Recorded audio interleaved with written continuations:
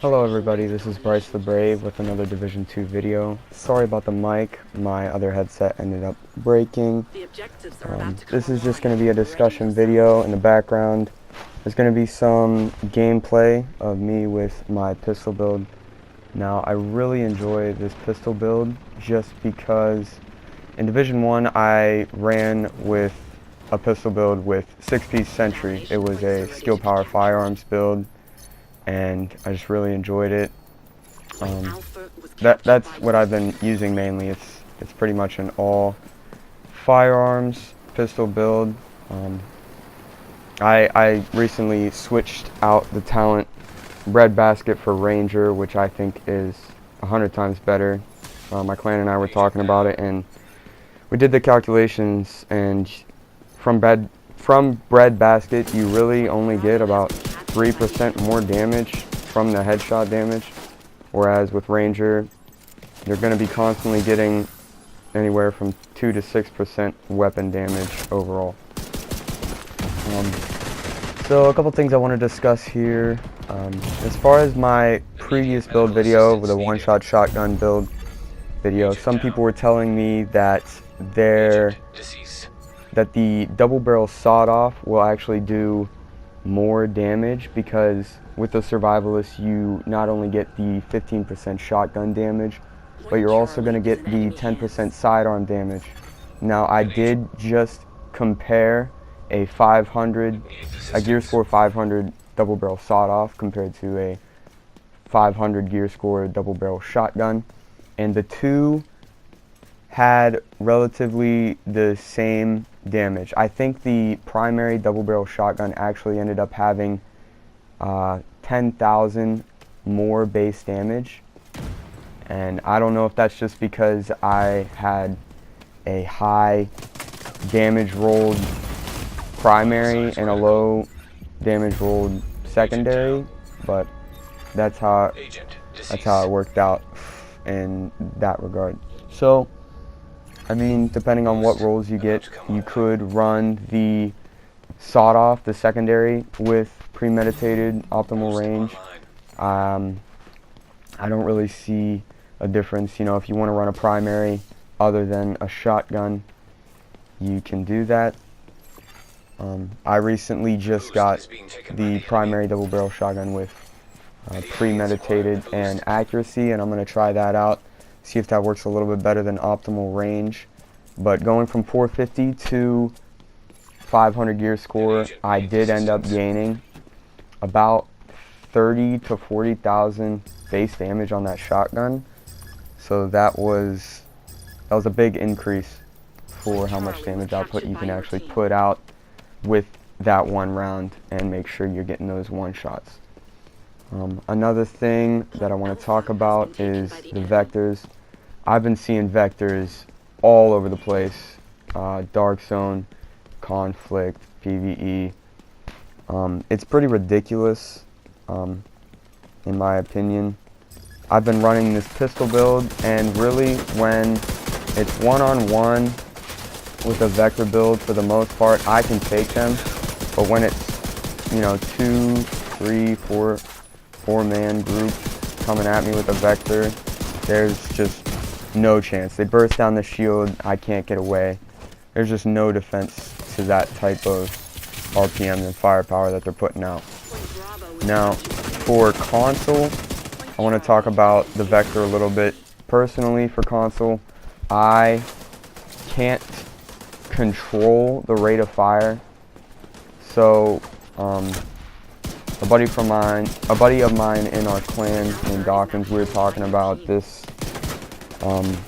With the rate of fire being so high, a good talent that I've tested is measured, and what measured actually does is increase your starting RPMs on the first half and decreases your RPMs but increases your damage on the second half, so it almost turns it into a house from Division 1.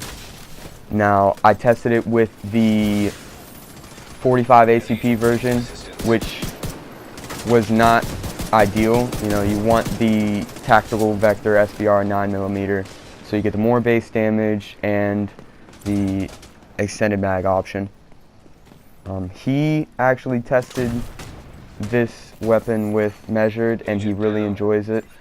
I want to say with this measured talent, what it kind of does, you know, for a console player, that's why I'm stressing console player, because the high RPMs a lot of times trips me up, and I tend to miss a lot of shots.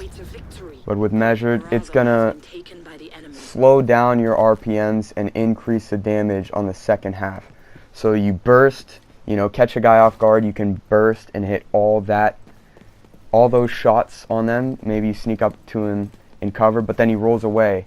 Now, by the time he's rolling away, if he's not dead yet, you're going to be in the second half of your vector clip, and you're going to be able to hone in on where he's at. The rate of fire is going to be a little bit slowed down, but you're going to have that increased damage, and you're going to be able to land more of your shots successfully. I think that is a good option if you're looking to do a vector build.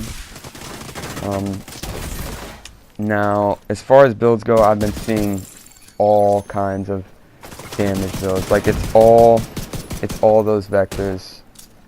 I'm gonna try and put together a skill build for the raid. I just haven't been able to get the pieces yet.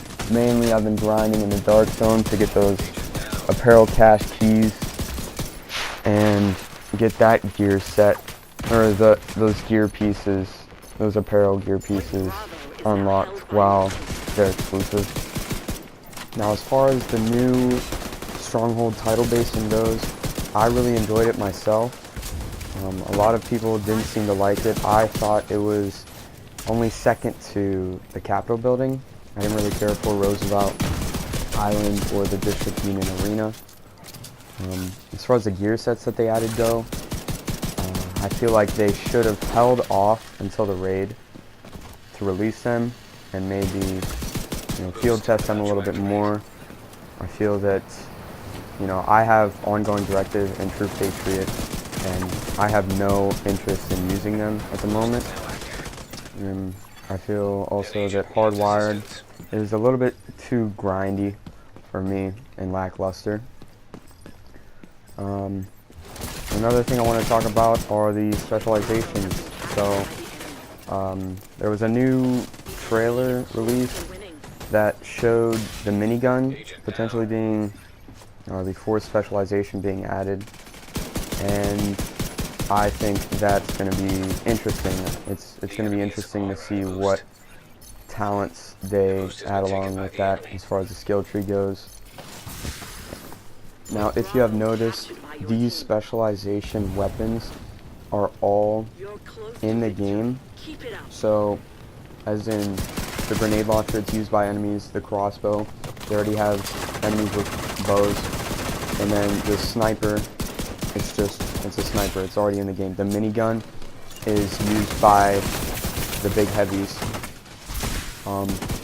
So I think that the next two could very well be assets that are already in the game, such as a flamethrower RPG.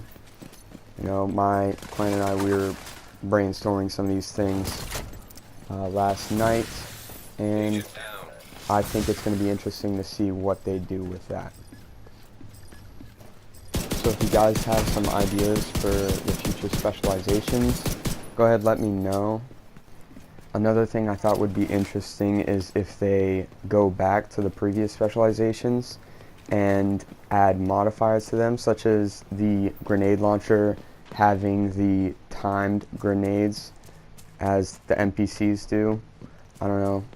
Let me know down in the comments if you think that would be a cool concept. So that's about it. That's all I have to say to this video. I hope you enjoyed. If you found any of this information helpful or you enjoyed the video, please leave a like, and if you want to stick around and watch the rest of this gameplay, by all means go for it. Thank you, and have a good one.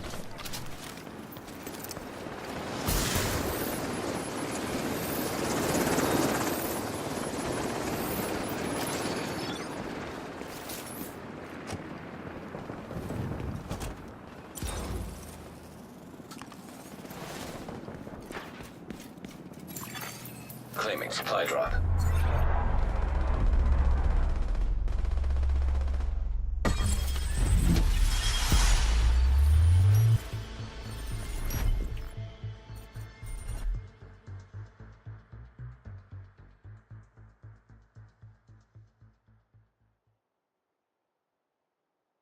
You've won. Excellent.